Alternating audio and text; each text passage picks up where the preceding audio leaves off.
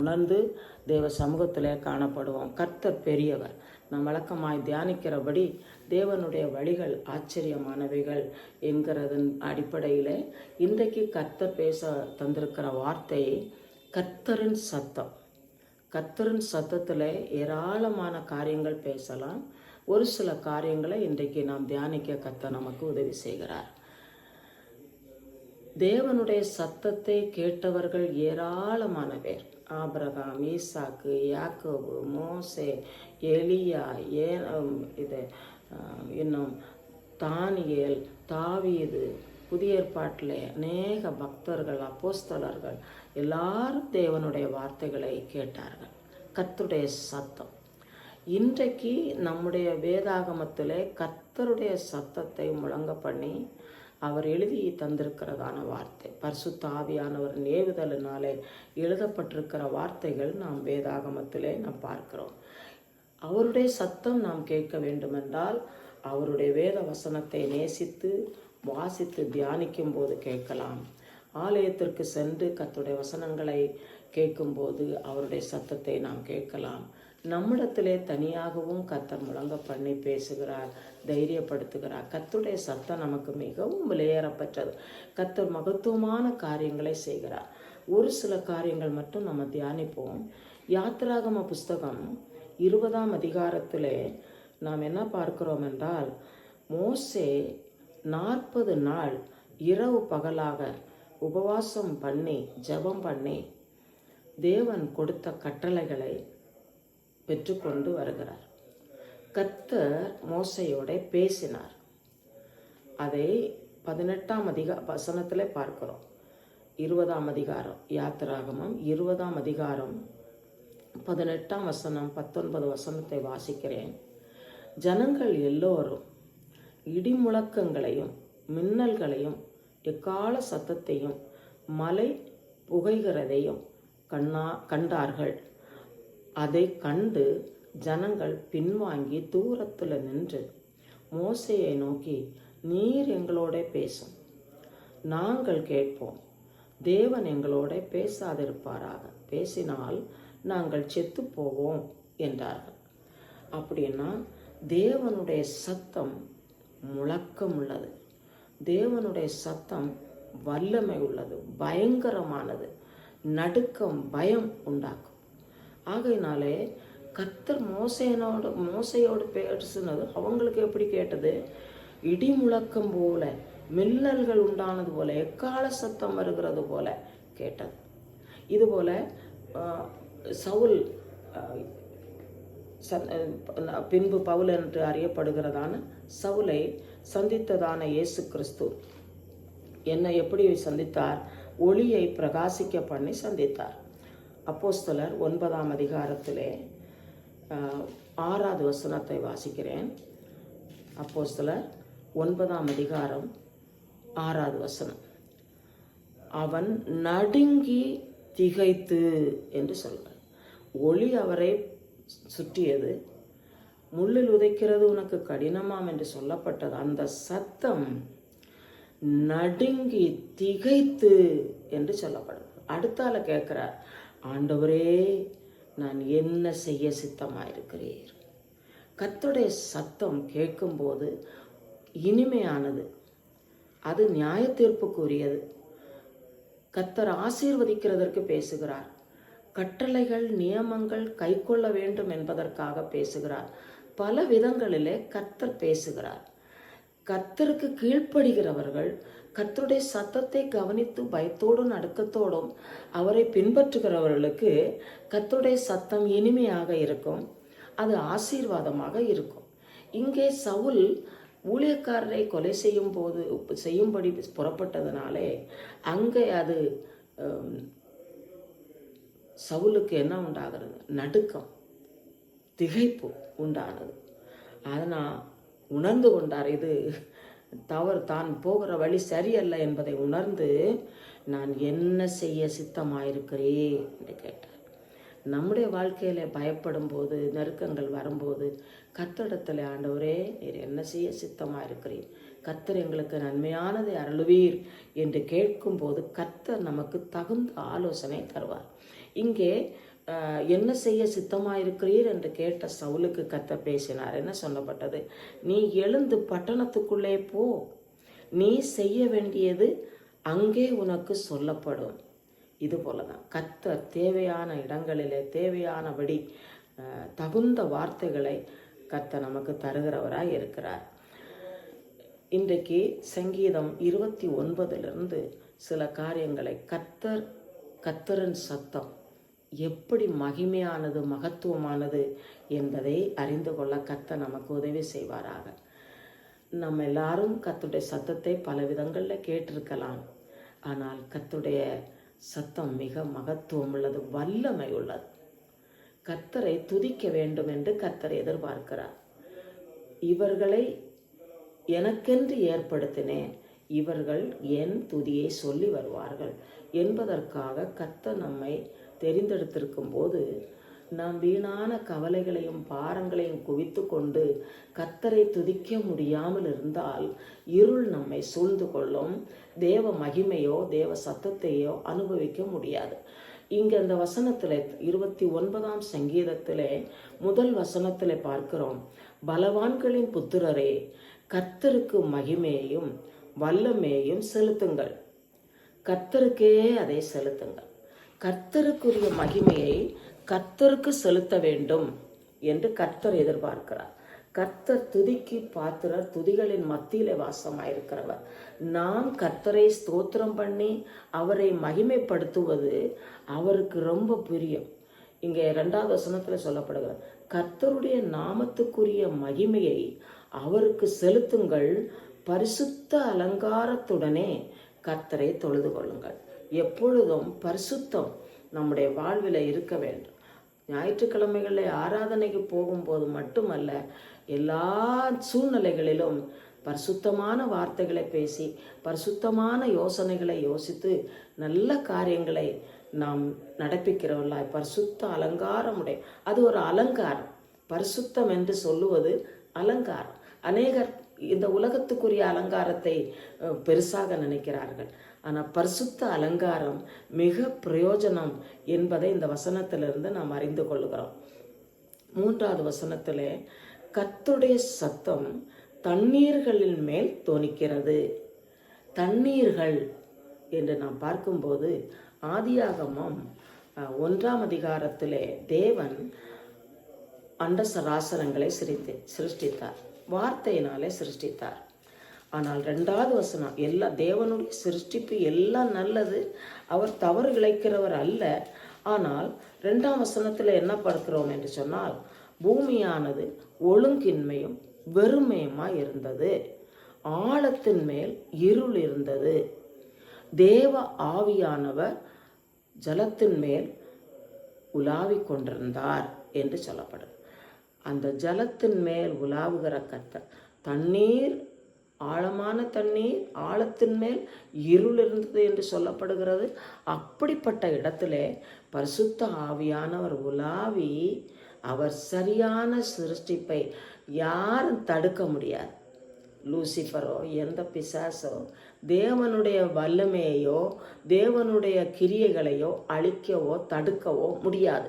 கர்த்தர் செய்ததை சரியாக செய்வார், இன்னும் செய்து கொண்டும் இருக்கிறார்.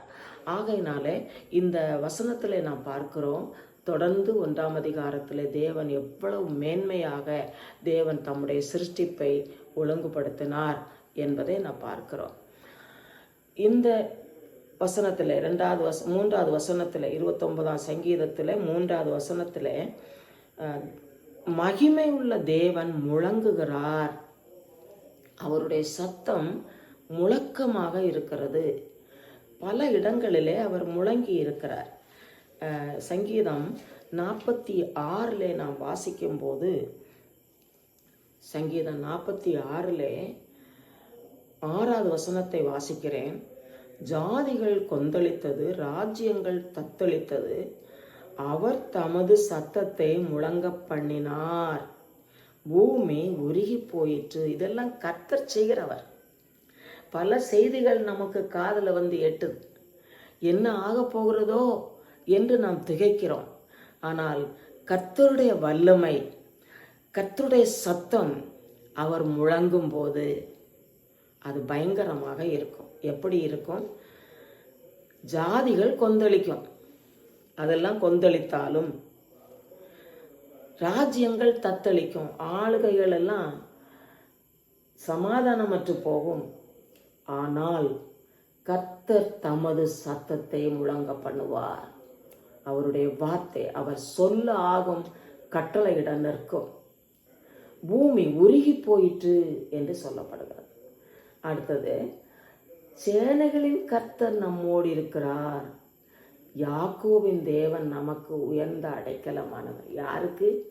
கர்த்தரை பயபக்தியுடன் தொழுது கொண்டு அவரை தேடுகிற தேவ பிள்ளைகளுக்கு அவர் கூட இருக்கிறது மட்டுமல்ல, அவர் நமக்கு உயர்ந்த அடைக்கலமானவர். அடுத்த வசனத்திலே சொல்லப்படுகிறது, 46ஆம் சங்கீதம் 7ஆம் வசனத்திலே, பூமியிலே பால்கடிப்புகளை நடப்பிக்கிற கர்த்தருடைய செய்கைகளை வந்து பாருங்கள். அவர் பூமியின் கடைமுனை மட்டும் யுத்தங்களை ஓய பண்ணுகிறார்.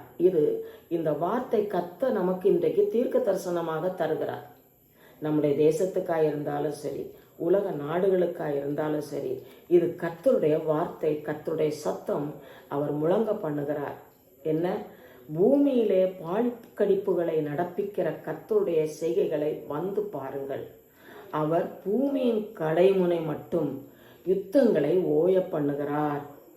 வில்லை ஒடித்து ஈட்டியை முறிக்கிறார். ரதங்களை நெருப்பினால் சுட்டரிக்கிறார். தாவீது சொல்லும்போது சொல்லுகிறார், என் கையால வெண்கல வில்லும் வளையும்படி செய்கிறார். தேவனை நம்புகிறவர்கள் எந்த ஒரு சூழ்நிலையையும் ஜெயிப்பதற்கான அதிகாரம், வல்லமை, அவருடைய மகிமை நம் மூலமாக விளங்க பண்ணுகிறார் என்பதை அறிந்து கொள்ள வேண்டும். ஆகையினால அவரை நமக்கு என்ன சொல்லுகிறார்? பொறுமையா இருங்க, அமர்ந்திருந்து நானே தேவன் என்று அறிந்து கொள்ளுங்கள், ஜாதிகளுக்குள்ளே உயர்ந்திருப்பேன். கர்த்தர் தமது சத்தத்தை முழங்க பண்ணும் நாட்கள் நெருங்கிவிட்டது. இயேசு கிறிஸ்துவின் வருகை மிக சமீபமாகிவிட்டது. அதுதான் 2 தெசலோனிக்கேயர் 4ஆம் அதிகாரத்தில் நான் வாசிக்கிறோம்.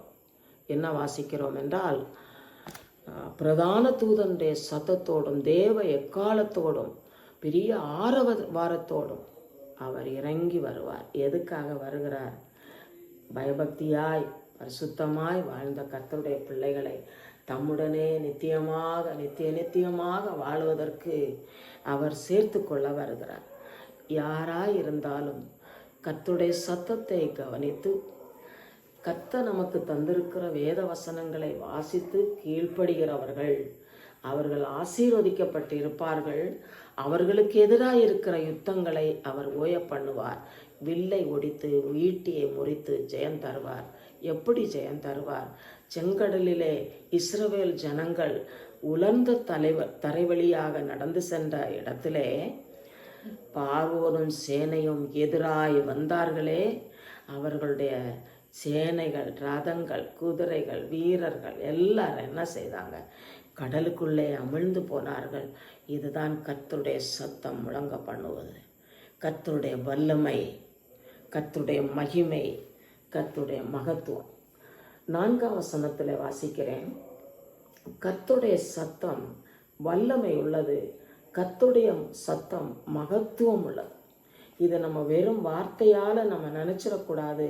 அதன் ஆழமான கருத்தை உணர்ந்து கர்த்தருக்கு மகிமை செலுத்த வேணும். இவ்வளவு வல்லமை உள்ள தேவன், இவ்வளவு மகத்துவம் உள்ள தேவன், மகத்துவமான மகிமையான காரியங்களை செய்கிறவரே என்று கர்த்தரை நாம் துதித்து அவருக்குரிய கனம் மகிமை செலுத்த வேண்டும். 5வது வசனத்தை வாசிக்கிறேன். கர்த்தருடைய சத்தம் கேதுரு மரங்களை முறிக்கிறது. கர்த்தர் லீபனோனின் கேதுரு மரங்களை முறிக்கிறார். லீபனோன் எங்கே இருக்கிறது? பாலஸ்தீனத்தில் இருக்கிறது. கேதுரு மரங்கள் அநேக நாடுகளில் இருக்கிறது. அமெரிக்காவில் இருக்கிறது. நான் அமெரிக்காவில் பார்த்தேன். ஒரு மரம்னா ஏறக்குறைய எனக்கு எத்தனை அடின்னு எனக்கு சரியாக சொல்ல தெரியாது, 100 அடிக்கு மேல் உயரம் இருக்கும். அதனுடைய சுற்றளவு 60-70 அடி சுற்றளவு இருக்கும். அதை முறிக்கிறதுக்கு யாராலே முடியாது. ஆனால் இந்த காலத்தில் அதுக்குரிய மெஷின் எல்லாம் கண்டுபிடிச்சிருக்கிறதுனால முறிக்கிறாங்க. ஆனால் இந்த வசனத்தில் என்ன சொல்லப்படுகிறதுனா, கர்த்தருடைய சத்தம் என்ன செய்யும்? கேதுரு மரங்களை முறிக்கும். அது எங்கே? இஸ்ரேல் நாட்டில் இருக்கிறதான அந்த பெரிய செழிப்பான மரத்தையும் அவருடைய சத்தத்தால் முறித்து போடும். அப்படின்னா என்ன? வீரவாதம் பேசி யாரும் ஜெயிக்க முடியாது. கர்த்தருடைய சன்னிதானத்தில் யாரும் நேராய் நிற்க முடியாது. அவருடைய பிரசன்னத்தை நெருங்க பரிசுத்தம் இல்லாமல் நெருங்க முடியாது. மற்றவர்களுக்கு தீமை விளைவிக்கும் என்பதை அறிந்து கொள்ள வேண்டும். அது தொடர்ந்து 6வது வசனம், அவைகளை கன்றுக்குட்டிகளைப் போலவும் லீபனோனைப் போலையும் சீரியோனையும் காண்டாமிருக குட்டிகளைப் போலவும் துள்ள பண்ணுகிறார். மரங்கள் எப்படி அப்படி துள்ளி போயிடுமா. இன்னும் அடுத்த வசனம், கர்த்தருடைய சத்தம் அக்கினி ஜுவாலைகளை பிளக்கும். சாத்ராக், மேஷாக், ஆபேத்நேகோ அக்கினி சூளையிலே தள்ளப்பட்டார்கள். அக்கினியின் ஜுவாலை கொண்டு போனவர்களை எரித்து போட்டது. ஆனால் அக்கினிக்குள்ளே 4வது ஒரு நபர், தேவபுத்திரராகிய இயேசு கிறிஸ்து உலாவினது. அந்த ராஜா, அக்கினியை சூளையிலே போடுவதற்கு காரணமாயிருந்த ராஜா கர்த்தரை மகிமைப்படுத்துவதற்கு ஏதுவானது. இன்றைக்கு நம்முடைய வாழ்க்கையில் சில வேளைகளில் வருகிற கஷ்டங்களை பார்த்துட்டு, ஐயா என்னன்னு இருக்கும், அக்கினி போல இருக்கே, தாங்க முடியலையே. நமக்கு கர்த்தர் சொல்லுகிறார் இன்றைக்கு, கவலைப்படாதுங்க, அக்கினி ஜுவாலைகளை என் சத்தம் அதிர பண்ணும். அக்கினி ஜுவாலைகளை பிளந்து போ. உங்களுடைய நெருக்கங்களில் கர்த்தர் உதவி செய்வேன். நம்ம அநேக நேரங்களில் கர்த்தருடைய மகத்துவத்தை தெரியாமல் நம்ம கஷ்டங்களை நோக்கி பார்க்கிறதுனால கவலை, கண்ணீர், பாரம் வேண்டாம். கர்த்தர் பெரியவர், அவர் கூட இருக்கிறார். அவர் கூட இருக்கிறார் என்று விசுவாசித்து அவருக்கு செலுத்த வேண்டிய கனம் மகிமை செலுத்தும் போது அது என்ன செய்யும்? அவருடைய சத்தம் அக்கினி ஜுவாலைகளை பிளக்கும். அடுத்த வசனம், கர்த்தருடைய சத்தம் வனாந்தரத்தை அதிர பண்ணும். காதேஸ் வனாந்தரம் அதிர பண்ணும். கர்த்தருடைய சத்தம் பெண்மான்களை ஈனம் பண்ணு. கர்த்தருடைய சிருஷ்டிப்பு தான் மிருகங்கள். அது கூட குட்டி போடும்போது கஷ்டப்படுகிற நேரங்களில் அதுகளுக்கே தேவன் முழங்க பண்ணி அவருடைய சத்தத்தின் மூலமாக அவைகள் சுகமாக குட்டி ஈனுகிறது என்று அறிகிறோம். அவருடைய ஆலயத்தில் உள்ள யாவரும் அவருடைய மகிமையை பிரஸ்தாபிக்கிறார்கள். கர்த்தரை நேசிக்கிறவர்கள் அவருடைய மகிமையை பிரஸ்தாபிக்க கடமைப்பட்டு இருக்கிறோம். அடுத்த வசனத்திலே சொல்லப்படுகிறது, 10வது வசனம், கர்த்தர் ஜலப்பிரவாகத்தின் மேல் உட்கார்ந்திருக்கிறார். ஜலப்பிரவாகம் என்றால் ஏராளமான பிரச்சனை. இப்போ ஜலப்பிரவாகத்தில் நம்ம நின்று கொள்ள முடியுமா? ஆனால் கர்த்தர் அங்கே நிற்கிறார். கடலில் அலை மோதி படகு அமளக்கூடிய நிலையில் இருக்கும்போது சீஷர்களை காப்பாற்றும்படி அந்த கடலிலே நடந்து சென்றவர். அது அவருக்கு ஒரு பொருட்டல்ல. நம்ம பெருசாக நினைக்கிறோம். ஆனால் கர்த்தர் நம்மோடு கூட இருக்கிறார். அவருடைய சத்தம் முழங்க பண்ணும்போது எல்லாவற்றிலும் அமைதி, சமாதானம் தருகிறார். அதுதான் அடுத்த வசனத்தில் சொல்கிறார். கர்த்தர் என்றென்றைக்கும் ராஜாவாக வீற்றிருக்கிறார். 11வது வசனம், கர்த்தர் தமது ஜனத்திற்கு பலன் கொடுப்பார். விசுவாசிக்கிறவர்கள் கர்த்தருக்கு ஸ்தோத்திரம் செலுத்துங்க. கர்த்தரை விசுவாசிக்கிற ஜனத்திற்கு அவர் பலன் கொடுப்பார். அது என்ன பலன்? சரீர பலன், ஆவிக்குரிய பலன். நிற்க பலன் இல்லையே, இந்த சூழ்நிலையில நான் எப்படி தாண்டி செல்ல தெரியலையே. கர்த்தர் ராஜாவாய் கூட இருக்கிறார். அவர் தமது ஜனத்திற்கு சமாதானம் அருளி அவர்களை ஆசீர்வதிப்பார். நம்மை ஆசீர்வதிக்கிற கர்த்தர் இன்றைக்கு நம்மோடு கூட இருக்கிறார். அவர் உன்னதமானவர். அவர் உன்னதங்களிலே வாசமாயிருக்கிறவர், நம்மை காண்கிறவர், நமக்கு உதவி செய்கிறவர். இவ்வளவு பெரிதான வார்த்தைகளை கர்த்தர் நமக்கு தந்தாரே. நன்றி உள்ள இருதயத்தோடு கர்த்தருடைய பிரசன்னத்தில்